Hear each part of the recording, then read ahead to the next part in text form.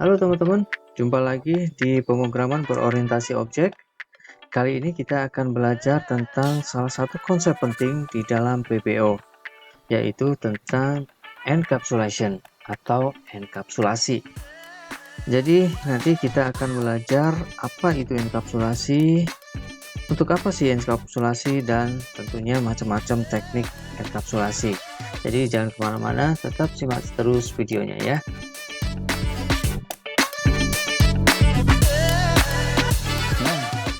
Untuk konsep enkapsulasi ini sebenarnya dia mengambil analogi dari sebuah kapsul, teman-teman. Jadi kapsul itu kan isinya obat, ada vitaminnya juga mungkin gitu ya. Dia dikemas dalam satu cangkang gitu ya, disebutnya dengan kapsul. Nah, di dalam pemrograman kapsul itu isinya adalah variables dan metode, teman-teman. Atau biasa disebut dengan atribut atau dengan methods ya. Jadi dua ini dikemas di dalam satu satu cangkang, satu paket gitu, dinamakan dengan kelas. Nah, jadi itulah kelas. Jadi dia adalah sebenarnya merupakan teknik untuk mengemas data yang tersimpan dalam sebuah variabel dan juga methods dalam satu unit yang namanya kelas gitu ya. Tapi teman-teman, kenapa sih konsep enkapsulasi itu penting ya? Ya.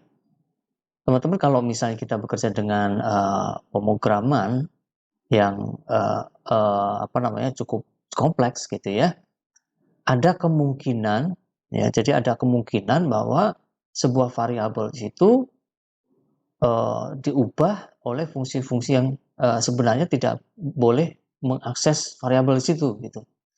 Jadi ada sebuah variabel yang mungkin miliknya fungsi tertentu, tapi ternyata bisa diakses oleh fungsi yang lain gitu ya. Seharusnya nggak boleh gitu. Nah, jadi teman-teman, enkapsulasi itu dapat memberikan batasan akses kepada variabel atau bahkan methods secara langsung, teman-teman. Jadi untuk apa sih? Untuk menghindari modifikasi data atau isi data itu secara tidak sengaja ataupun sengaja bahkan gitu ya, teman-teman ya. Nah, jadi itu kenapa konsep enkapsulasi itu penting dalam PBO. Baik, teman-teman, untuk menjelaskan konsep enkapsulasi lebih jelas lagi, saya coba ambil contoh seperti ini ya. Saya punya kelas namanya pegawai dengan konstruktor init ya. Di konstruktor init ini ada dua parameter yang diminta, yaitu nama dan salary. Kemudian di dalam konstruktor ini ada tiga variabel ya, kebetulan ini masih public teman-teman, yaitu nama, gaji, dan gaji final. Kalau yang parameter atau variabel nama itu saya ambil nilainya dari ini ya, argumen nama, kemudian yang gaji saya ambil dari argumen salary, dan yang gaji final itu adalah sebuah perhitungan, teman-teman. Perhitungannya seperti ini. Jadi gaji final itu adalah gaji, ya gaji pokok misalnya, dikurangi dengan 0,2 dikalikan dengan gaji pokoknya. Seolah-olah ini adalah sebuah perhitungan pajaknya begitu ya. Jadi 2% dari gaji pokoknya. Jadi itu teman-teman. Misal ya, ini misalnya saya mau buat sebuah objek namanya Agus dari kelas pegawai ya, pegawai, jadi namanya Agus, kemudian gajinya 1000, teman-teman. Oke, jadi saya berikutnya ingin mengetahui berapa sih gajinya Agus gitu ya. Ya, saya bisa print, bisa saya akses gitu ya, objek Agus dan kemudian gaji untuk menampilkan gaji. Nah, kalau ini saya jalankan, teman-teman. Nah, ya, nilainya adalah 1000. Ya, 1000 itu sesuai dengan apa yang saya masukkan ketika membuat objek ini, gitu ya. Jadi membuat objek ini. Nah, kemudian teman-teman, kita pengen tahu nih gaji finalnya berapa sih, gitu ya. Agus nih, oke, kita print, teman-teman.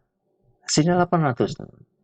Kenapa? Karena nilai gaji tadi 1000 dikurangi dengan 2% dari gaji itu tadi sendiri, ya.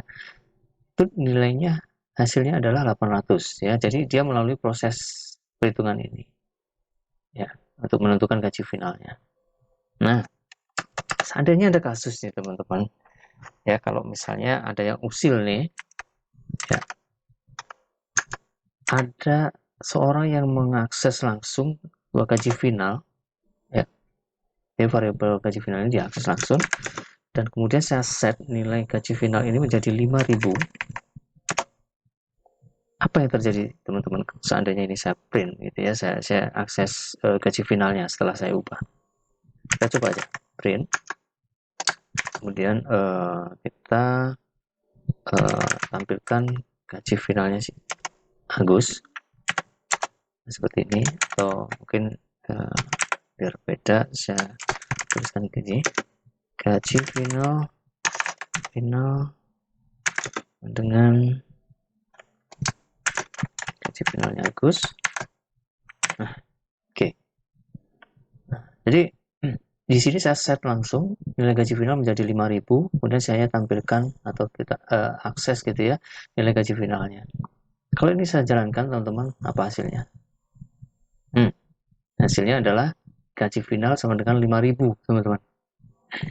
Jadi hasil ini 5.000 itu bukan lagi 800 ya teman-teman ya. Ini 800 ketika dihitung secara normal gitu ya. Tapi begitu nanti saya akses variabel ini, kemudian saya set nilainya menjadi 5.000, ya sudah, nilainya berganti menjadi 5.000. Nah, kalian bisa bayangkan betapa bahayanya ini ya teman-teman. Seseorang bisa mengakses variabel gaji final, kemudian mengeset sesuka dia gitu ya. Ya, nah ini cukup berbahaya teman-teman. Jadi seharusnya tidak boleh ya, tidak boleh. Kalau seandainya gaji final ini kita mau buat tidak bisa diakses ya, dari luar kelas, gimana caranya teman-teman? Nah untuk itu kita kembali ke slide dulu ya. Teman-teman, enkapsulasi itu sebenarnya adalah proses information hiding. Jadi menyembunyikan informasi dari sebuah kelas untuk akses dari kelas atau objek tertentu gitu ya. Jadi kita sembunyikan akses. Gitu. Jadi kita biar nggak bisa diakses dari luar objek. Nah, jadi untuk melakukan ini teman-teman, kita cukup menambahkan tanda underscore. Ini biasa disebut dengan access modifier. Ya, jadi tanda underscore ini akan menentukan hak akses yang ada di dalam sebuah method ataupun atribut. Ya, ada 3 macam teman-teman. Yang pertama yaitu public access modifier, yang kedua protected access modifier, dan yang ketiga adalah private access modifier. Nah, untuk menjelaskan ketiga access modifier tadi, kita coba balik lagi ke kelas yang kita buat tadi ya teman-teman ya. Jadi di dalam kelas pegawai itu ada constructor yang memiliki 3 variabel yang sama-sama public teman-teman. Ya, kenapa sama-sama public? Apa tandanya? Tandanya dia tidak ada underscore di depan nama variabelnya. Itu tandanya bahwa variabel itu adalah public. Oleh karena dia public, maka dia bisa dibaca dan bisa di-set di luar kelasnya.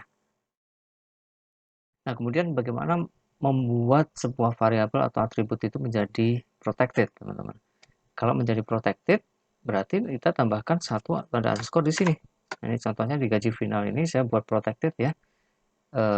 Saya kasih tanda satu underscore di depannya. Kemudian di sini saya coba untuk mengakses, yaitu membacanya. Nah, ini keluar teman-teman. Kita baca, kemudian coba juga untuk set, ya, kita set menjadi 5.000 dan kita baca lagi. Nah, jadi kita coba jalankan teman-teman. Hasilnya tetap sama teman-teman. Hasilnya 800 dan gaji finalnya 5.000 setelah kita set ya. Jadi artinya variabel yang protected itu tadi masih bisa di set ataupun dibaca di luar kelas. Nah, kemudian apa sih maksudnya? Ya, teman-teman, variabel atau atribut yang protected yang dikasih tanda underscore di depannya 1 itu hanya memberitahu kepada programmer lain bahwa, hey, ini variabel harusnya tidak boleh diakses ataupun di-set di luar kelas. Ya, jadi ini hanya pemberitahuan saja teman-teman kepada pengguna kelasnya ini ya, atau programmer lain bahwa variabel ini atau atribut ini itu tidak boleh diakses ataupun dimodifikasi gitu. Nah, kemudian bagaimana cara membuatnya benar-benar tidak bisa diakses dari luar kelas? Ya, untuk itu kita membuat variabel itu menjadi private, teman-teman. Nah, untuk membuat private, variabelnya dikasih tanda underscore 2. Jadi kita tambahkan satu lagi di depan sini ya. Nah, kalau sudah ditambahkan underscore 2, berarti ini private, teman-teman. Harusnya tidak bisa diakses di luar kelas. Tapi kita coba aja ya. Kita tambahkan satu underscore lagi. Nah, kalau ini bisa ya, masih tampil di apa namanya intelligence-nya. Kemudian ini kita coba set. Kita coba tampilkan lagi. Nah, jadi kita coba nih ya. Nah, teman-teman, akhirnya ada atribut error. Jadi di sini ada pesan pegawai object has no attribute underscore gaji final ya. Jadi ini memberitahu kita bahwa seolah-olah kelas pegawai ini tidak memiliki atribut ini, teman-teman, gaji final gitu ya. Padahal kita tahu kita sudah set di sini. Padahal kita tahu bahwa sebenarnya kelas pegawai itu punya gitu ya, punya variabel gaji final gitu. Tapi dia tidak bisa diakses. Kenapa? Karena dia private, teman-teman. Jadi hanya bisa diakses di dalam kelas pegawai. Nggak bisa dilihat ataupun di-set di luar kelas. Oke? Nah, lalu bagaimana cara misalnya nih membaca? Saya masih perlu tahu nih gaji finalnya Agus ini berapa begitu ya. Nah, untuk itu teman-teman, saya coba buat sebuah method di dalam kelas pegawai ini, namanya adalah show gaji final ya, atributnya adalah self. Oke. Nah, dia akan melakukan apa? Dia akan mengembalikan sebuah nilai, yaitu nilai dari atribut atau variabel gaji final. Oke, teman-teman, tuh perhatikan ya. Jadi saya membuat sebuah method yang nantinya dia akan mengembalikan sebuah nilai variabel yang sifatnya private di sini, gitu ya. Nah, kita coba akses, ya kita coba baca variabel gaji final ini melalui sebuah metode ini. Kita panggil metodenya. Jadi saya ubah ini teman-teman menjadi show gaji final. Nah, hasilnya kemudian saya printkan. Yang ini saya hapus. Oke. Jadi ini objek dibuat kemudian ditampilkan gaji finalnya melalui sebuah metode ini. Saya panggil. Ya, kita jalankan. Nah, bisa tampil ya teman-teman ya. Hasilnya ini adalah gaji final dari Agusnya. Jadi teman-teman, metode ini sifatnya adalah karena dia tidak ada apa namanya modifiernya di sini, tidak ada tanda underscore di depannya, berarti dia public ya kan. Nah, metode ini akan mengembalikan sebuah nilai gaji final yang sifatnya adalah private gitu ya. Jadi dengan cara seperti ini secara tidak langsung kita bisa mengakses variabel yang sifatnya private teman-teman di dalam sebuah kelas gitu ya.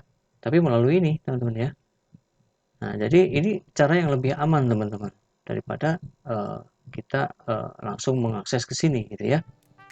Nah, dengan demikian juga gaji final juga tidak bisa di-set secara sembarangan gitu ya. Jadi tidak bisa di-set secara langsung. Jadi harus melalui sebuah metode yang caranya mungkin seperti ini ya. Kita buat sebuah metode public, terus kemudian kita buat sebuah perintah untuk mau set gaji final. Jadi tidak bisa langsung kita akses ke variabelnya. Oke, teman-teman, kita sudah belajar tentang konsep enkapsulasi, ya, dari mulai apa itu enkapsulasi, dan kenapa harus enkapsulasi, dan tipe-tipe akses modifier di enkapsulasi, yaitu mulai dari public, protected, dan private. Oke, kita akan jumpa lagi dengan topik yang lain, yaitu tetap jaga kesehatan dan tetap semangat.